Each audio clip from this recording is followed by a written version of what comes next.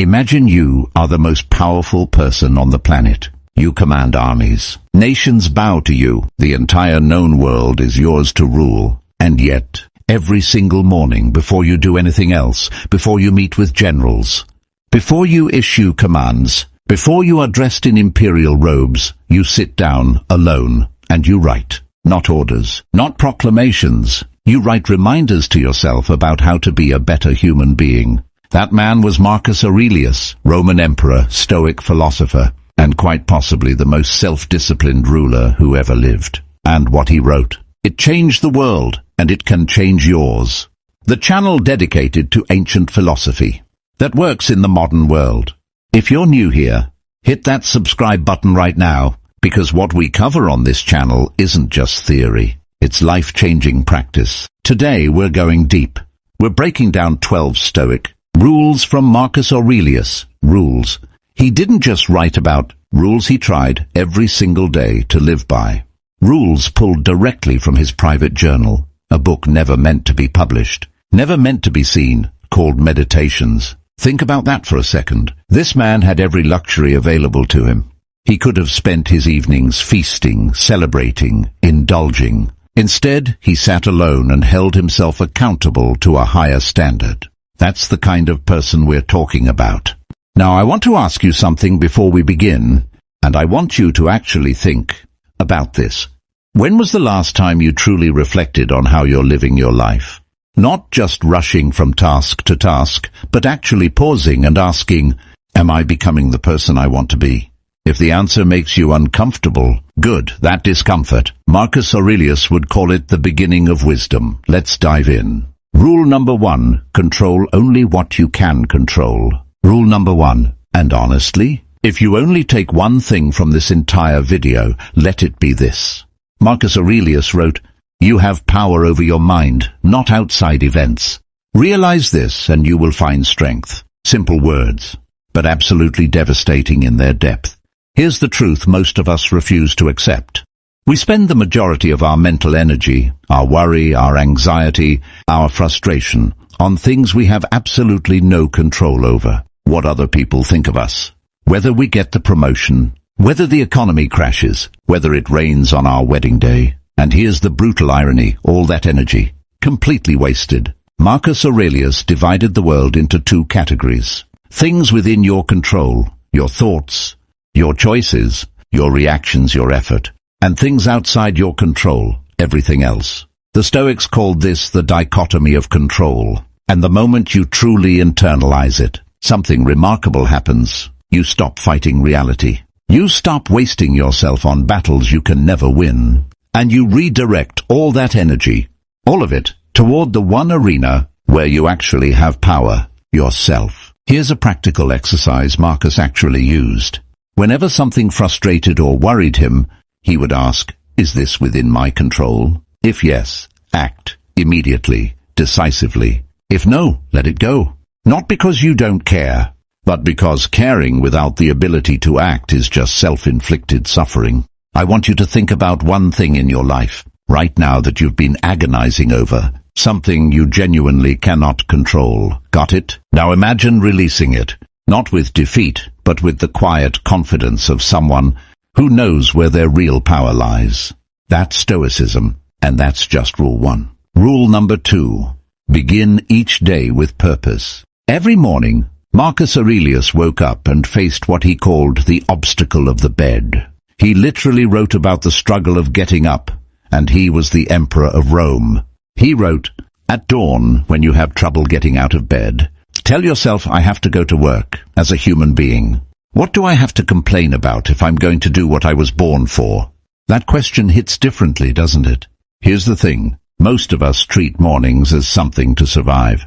Hit snooze, scroll through our phones, react to everyone else's agenda before we've even had a chance to form our own. Marcus did the opposite.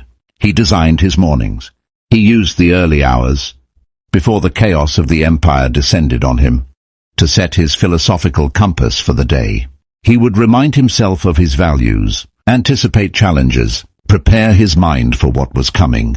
The Stoics called this premeditatio malorum, the premeditation of evils. the deliberate mental rehearsal of what could go wrong, so that when it did, you weren't blindsided. You were ready. Rule number 2 is simple. Before the world gets its hands on your day, claim it first, even 5 minutes. No phone, just stillness. Ask yourself, what matters most today? What kind of person do I want to be today? What challenges might I face, and how will I respond with virtue?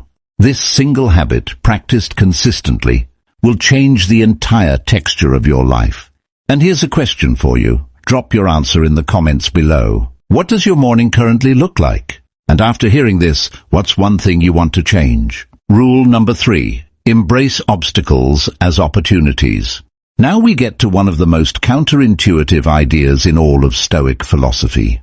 And once you understand it, truly understand it, it will rewire how you see every single setback in your life. Marcus Aurelius wrote, "The impediment to action advances action.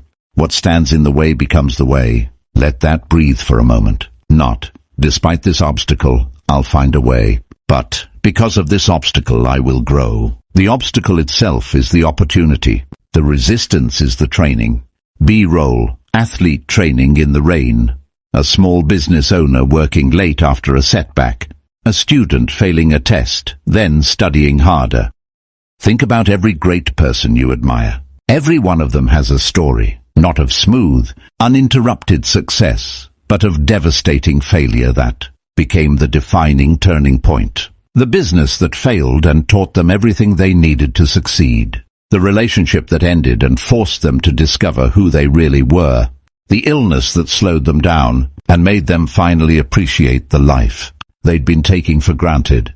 Marcus faced plague, war, betrayal, the deaths of his children. He ruled during one of the most turbulent periods in Roman history, and yet he didn't crumble. He bent, he absorbed, and he grew, because he had internalized this rule so deeply that obstacles didn't just stop frightening him, they began to fuel him. The next time something goes wrong, and something will go wrong, try asking this instead of, why is this happening to me? What is this obstacle teaching me? How is this exact setback preparing me for exactly what comes next? The answer might just change everything. Rule number 4. Practice negative visualization. Here's a rule that sounds dark on the surface, but is one of the most joy-producing practices in all of philosophy. Marcus Aurelius regularly practiced what we now call negative visualization. He would deliberately imagine losing the things he loved most, his health, his relationships, his life itself, not to be morbid, not to live in fear, but to feel, in his bones, how precious those things truly were. He wrote, "Perfection of character is this, to live each day as if it were your last, without frenzy, without apathy, without pretense." There's something the ancient Stoics understood, that modern psychology is only now catching up to. We adapt to good things incredibly fast. The new car loses its magic in 2 weeks. The raise stops feeling exciting. The relationship that once made your heart race becomes routine. This psychological phenomenon is called hedonic adaptation, and it is the enemy of gratitude, of presence, of joy. Negative visualization is the antidote. B-roll, parent watching their child play, genuine, unhurried joy, friends laughing together, an older person sitting in a garden peaceful. Try this tonight. Think of someone you love deeply. Now for just 30 seconds, allow yourself to imagine a world where they're no longer in it. Feel that ache? That is what Marcus wanted you to feel, not as punishment, but as a reminder. A reminder that what you have right now, in this moment, is irreplaceable. That the ordinary moments are the extraordinary moments. Stoicism is not about suppressing emotion. It's about feeling the right emotions in their full depth, including gratitude, love and wonder. Practice this. It will make you one of the most present, grateful and joyful people in any room. Rule number 5. Act justly toward others. Marcus Aurelius believed that humans were, at their core, social creatures, built for cooperation, not competition. Built for community, not isolation. And he took this seriously, not just as philosophy, but as policy. He wrote, "What injures the hive injures the bee." In other words, Your well-being and the well-being of those around you are inseparable. When you treat others unjustly, when you lie, when you exploit, when you dismiss people's dignity, you don't just harm them, you harm yourself. You corrode something inside you that is very difficult to restore. Marcus led over 60 million people, and his governing principle was not dominance or fear, it was justice. He believed every person, slave, senator, philosopher, farmer, deserved to be treated with fairness and respect, because every person shared the same fundamental human dignity. Rule number 5 is this: treat every person you encounter today as if their dignity matters, because it does, not as a performance of kindness, not because it makes you look good, but because it is simply right. And here's the long game. The way you treat people becomes your reputation becomes your legacy, and your legacy is the only thing that outlives you. Rule number 6. Do not fear death, fear unlived life. We are now at the halfway point of our rules, and I want to go somewhere a little uncomfortable. Let's talk about death. Marcus thought about death constantly, not because he was morbid, but because he understood something that most of us spend our entire lives running from. Death is not the enemy. Unlived life is. He wrote, "It is not death that a man should fear, but he should fear never beginning to live." Think about the things you keep putting off, the conversation you need to have, the creative project you've been about to start for 3 years, the dream you've quietly shelved because the timing isn't right. The timing will never be perfect. Marcus ruled an empire for nearly 2 decades. He fought wars, managed crises, raised a family, dealt with catastrophic plague, and he still found time to philosophize, to write, to reflect, to live intentionally. What's your excuse? The Stoics practiced something called memento mori, Latin for remember that you will die, not as a threat, as a liberation. Because once you truly accept that your time here is finite, not as an abstract idea, but as a visceral, emotional reality, everything changes. The petty things fall away. The important things snap into sharp relief. Your relationships, your integrity, your growth, your presence. If you knew you had 1 year left, what would you stop doing? What would you start? Don't wait to find out the hard way. Rule number 7, never stop seeking self-improvement. Here is something that often surprises people when they learn about Marcus Aurelius. He never once wrote in Meditations as if he had figured anything out. Not a single moment of "I've arrived." Not one self-congratulatory reflection. Every entry reads like a man still in progress, still struggling, still learning, still falling short and resolving to try again tomorrow. He wrote, "Never esteem anything as of advantage to you that will make you break your word or lose your self-respect. And waste no more time arguing about what a good man should be. Be one." This is rule number 7. The pursuit of virtue is never finished. The work is never done. In our culture, we are obsessed with arrival. We want to reach the goal, hit the milestone, unlock the achievement, and then be done. Marcus would find this deeply confused. He saw life not as a race toward a finish line, but as a practice, like meditation, like music, like a martial art. You don't become a great pianist and then stop playing. You play every day, because the playing is the point. Self-improvement is not a destination. It's a discipline. And the most encouraging part? You don't have to be perfect. Marcus wasn't perfect. He had flaws, blind spots, failures, many of which he acknowledged in his own journal. You just have to be better than you were yesterday. 1% better. One small decision more aligned with your values. 1 moment more patient. 1 instance more honest. That's enough. Do it every day, and watch who you become. Rule number 8. Live according to nature. Marcus Aurelius and all Stoic philosophers believed there was a natural order to the universe, a logos, a rational principle running through everything. And they believed that humans, as rational beings, were most fully alive when they aligned with that order. He wrote, "Confine yourself to the present, and dwell on the beauty of life. Watch the stars and see yourself running with them." Rule number 8 is about alignment, about not fighting your own nature as a human being. You are built for reason. for community, for purpose. When you spend your days doing work that feels meaningless, when you isolate yourself from genuine human connection, when you drown your mind in distraction rather than engaging it, you are fighting your own nature, and fighting your nature is exhausting. Living in alignment, that's where ease lives. Not laziness, but the deep, grounded ease of a life that makes sense. Ask yourself, in which areas of my life am I fighting my nature? Where am I pretending to be something I'm not? Where am I abandoning what I know is right in favor of what is merely easy or popular? That's where the work is, and that's where the freedom is too. Rule number 9, guard your inner citadel. One of Marcus Aurelius's most powerful metaphors was what he called the inner citadel. He imagined the mind as a fortress, something that, if properly built and defended, no external force could breach. He wrote, "You have power over your mind, not outside events. Realize this and you will find strength." And more pointedly, the first rule is to keep an untroubled spirit. The second is to look things in the face and know them for what they are. Here's what this means in practice. People will insult you. Systems will fail you. Life will be unfair. Plans will collapse. Other people will make choices that affect you. Choices you hate. Choices you can't stop. None of that has to touch your core. Marcus was personally betrayed by people he trusted. He watched loved ones die. He fought wars he didn't want to fight. He was blamed for catastrophes he didn't cause. And he kept building his inner citadel, brick by brick, day by day, through the practice of philosophy.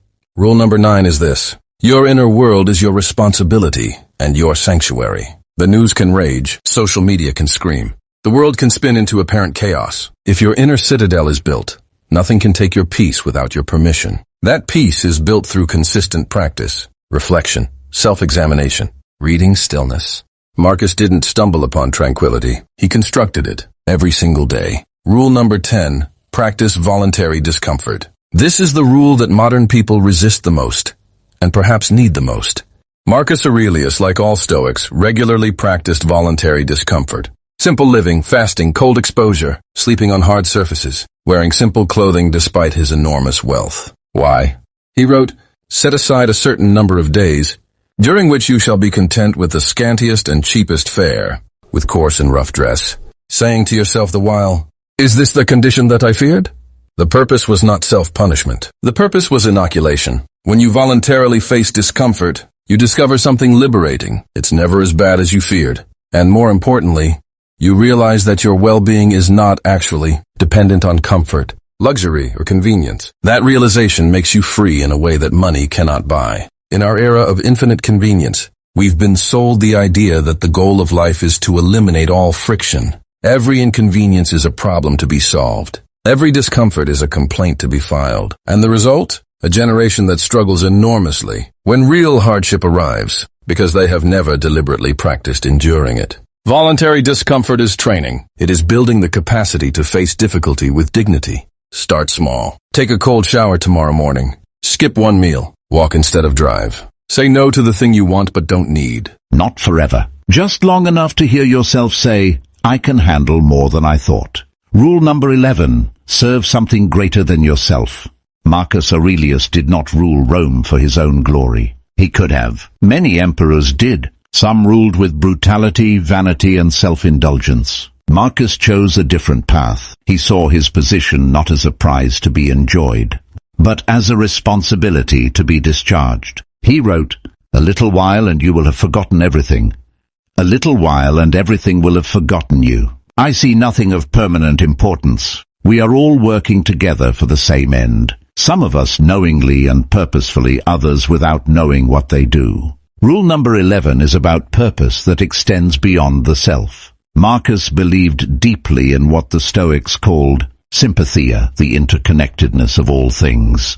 The idea that your life is not an isolated event, but a thread in a vast, living tapestry. There is a quiet desperation in a life lived entirely for oneself. More money, more status, more validation, and yet the emptiness doesn't go away, because we are not built for that. We are built for contribution, for meaning, for the sense that our lives, however brief, mattered to someone, changed something, added something to the world that wouldn't have existed without us. Ask yourself this: 20 years from now, will what I'm doing today have mattered to someone other than me? If the answer is no, it might be time to recalibrate. You don't have to rule an empire to serve something greater than yourself. You just have to show up fully, honestly, generously, in the lives of the people around you. That is enough. That is everything. Rule number 12, love your fate, amor fati. We have arrived at the final rule, and it is perhaps the most profound of them all. Marcus Aurelius closed his private reflections with an idea that has echoed through centuries. Accept the things to which fate binds you, and love the people with whom fate brings you together, and do so with all your heart. The Stoics had a name for this principle, amor fati, love of fate. Not acceptance of fate, not resignation to fate, love. The radical, wholehearted embrace of everything that has happened to you, the good, the painful, the confusing, the devastating, as necessary as yours, as the precise material from which your life is being built. Every scar has made you stronger than you know. Every loss has opened a door you couldn't have seen when you were standing in front of it. Every failure has been a teacher, quiet, patient, relentless, waiting for you to stop fighting and listen. Marcus Aurelius lost children. He watched his empire suffer plagues. He fought wars for decades. He was betrayed by people he trusted. His health declined. He knew, with the certainty that only a philosopher can hold, that he would die, and that the Rome he loved would one day fall. And yet in every page of Meditations there is not bitterness, not despair, not rage against the universe. There is work. There is love. There is presence. He wrote, "Waste no more time arguing what a good man should be. Be one."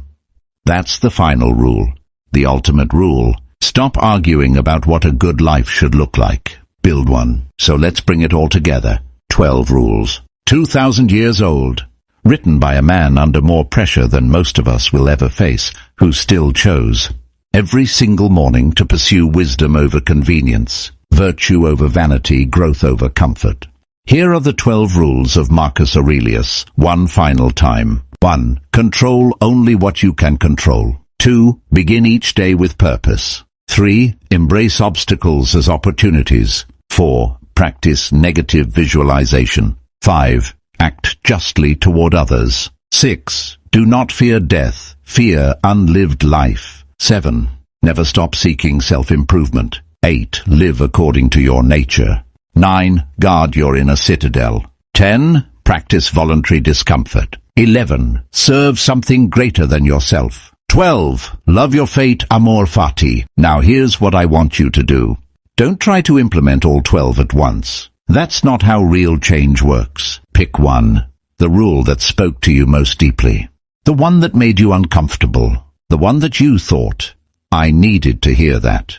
Write it down. Put it somewhere you'll see it every day. And for the next 30 days, live it. Just one rule. 30 days, and I promise you, you will not be the same person at the end of it. Leave a comment below and tell me which rule hit hardest for you and why. I read every single comment on this channel, so don't be shy. This community is full of people on the same journey. Your reflection might be exactly what someone else needs to hear today. If this video gave you something, a new perspective, a moment of clarity, a reminder of what matters, please hit the like button right now. It genuinely helps this channel reach more people who need to hear this message. And if you haven't subscribed yet, the subscribe button is right there. We release new videos every week on Stoic philosophy, ancient wisdom, and practical tools for building a better life. You can also share this video with someone who needs it. A friend who's struggling, a family member going through a hard time, someone who you know is searching for something more solid to stand on. Sometimes the greatest act of generosity is simply saying, I thought of you when I watched this. Marcus Aurelius lived over 1800 years ago. He is long gone. But these words, these private words never meant for our eyes, survived. Survived empires falling. Survived centuries of war and plague and forgetting. Survived to reach you here today. That is not an accident. Maybe some wisdom is simply too true to die. I'll see you in the next video. Until then, live with virtue, act with purpose, and love what is.